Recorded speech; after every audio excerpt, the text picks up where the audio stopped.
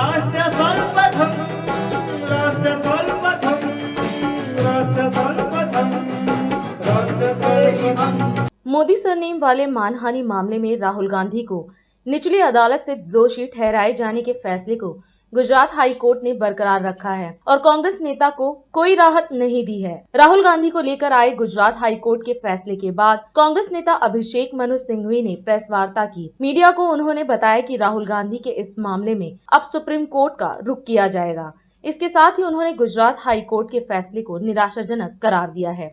दोस्तों, आज एक निर्णय आया है, मैं समझता हूँ निराशाजनक ज़रूर है, लेकिन अप्रत्याशित नहीं है, अनएक्सपेक्टेड नहीं है। जैसा कि आपको याद है, ये अपील 25 अप्रैल को फाइल की थी हमने हाई कोर्ट में, उच्च न्यायालय में, और 29 अप्रैल को और 2 मई को सुनवाई हुई।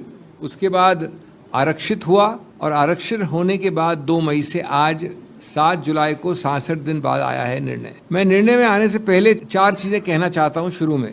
नंबर 1, विनम्रता से मैं कहूँगा कि ये जो कानूनी जुरिस्प्रूडेंस गुजरात से हमको मिली है, इसमें भी और सेशंस कोर्ट में भी, मैं समझता हूँ वो अद्वितीय है, क्योंकि उसका कानून में और कोई मिसाल नहीं है, बेमिसाल है।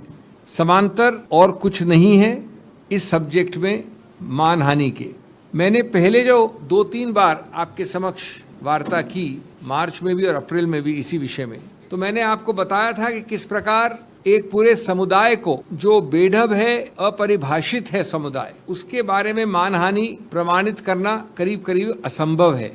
कि जो ये याचक हैं, शिकायतकर्ता हैं, वो खुद कैसे मानहानि के शिकार हुए, ये कृपया बताया जाए। आज तक इस प्रश्न का उत्तर आज वाले निर्णय को मिलाकर अभी तक नहीं आया है कि इन व्यक्तियों की मानहानि कैसे हुई। दूसरा प्रश्न मैंने रखा था आपके समक्ष कि इस ऑफेंस का, इस पूरे कार्रवाई का एक अभिन्न अंग है द्वेष, मैलिस।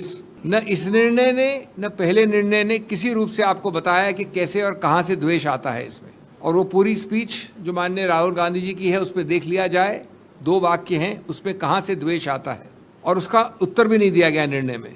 और तीसरा भी मैंने एक प्रश्न उठाया था कि इससे याचककर्ता, शिकायतकर्ताओं को किस प्रकार से नुकसान, डैमेज, लॉस हुआ है, उसका भी तीनों प्रश्न ये बिना जवाब के हैं। आज मैं समझता हूँ एक भी मिसाल नहीं है किसी कोर्ट कचहरी की जहाँ पर इस प्रकार का एक जनरल वाक्य पूरे समुदाय के हर अंग को, हर व्यक्ति विशेष को लागू किया गया है। किसी भी केस में ऐसा कन्विक्शन नहीं हुआ है, और कन्विक्शन के बाद कन्विक्शन का सस्पेंशन नहीं होना भी कहीं नहीं हुआ है। अभी तक हमें इसका औचित्य इस निर्णय में भी नहीं मिला है। दूसरा एक और पहलू है कि बार बार जिक्र किया जाता है राहुल गांधी के और अन्य केसेस के बारे में। तो श्री राहुल गांधी और अन्य केसेस जो मानहानि के हैं या जो और हैं, किसी में भी दोषी नहीं ठहराए गए हैं। वो एक अभियुक्त हैं कुछ और केसेस में। एक अभियुक्त की हैसियत से उनके ऊपर ये टिप्पणी करना बिल्कुल गलत होगा। और बार बार इस निर्णय में भी इसका जिक्र होता है कि किसी अमुक केस में उनके विरुद्ध कुछ ऐसी चीज़ है, लेकिन वो किसी में भी दोषी नहीं ठहराए गए हैं। एक और विचित्र बात है, तो जिक्र किया गया वीर सावरकर के बारे में, यानी इस निर्णय का जो अभी हमने देखा है, पैरा 63 में वीर सावरकर के एक केस का जिक्र है। रोचक बात यह है कि ये वीर सावरकर का केस दायर ही हुआ है 12 अप्रैल 2023 को, और श्री राहुल गांधी का दोषी ठहराना निचले कोर्ट्स द्वारा उससे 1 महीने पहले 23 मार्च को हुआ था। इसके बारे में कोई प्लीडिंग नहीं है, जिरह लिखित रूप से नहीं हुई इसके ऊपर। जब मामला खत्म हो रहा था अंतिम दिवस पे 2 मई को जब मैं गया, तो अंत में दूसरी तरफ के याचक ने इसका जिक्र किया है कटिंग देके, अखबार की कटिंग। आश्चर्य है, अचंबा है, लेकिन जैसा मैंने कहा पूरी प्रकार से अप्रत्याशित नहीं है कि ये एक मेजर प्रमुख आधार बन गया है निर्णय का। एक ऐसी चीज जिसमें एक आरोप लगाया, सिर्फ आरोप है, कोई दोषी नहीं है, 1 महीने बाद ओरिजिनल कंप्लेंट के। मैं नहीं समझता कि श्री राहुल गांधी इस प्रकार की चीज़ों से किसी रूप से कभी भी, उनका ट्रैक रिकॉर्ड दिखाता है, कभी डरे हैं।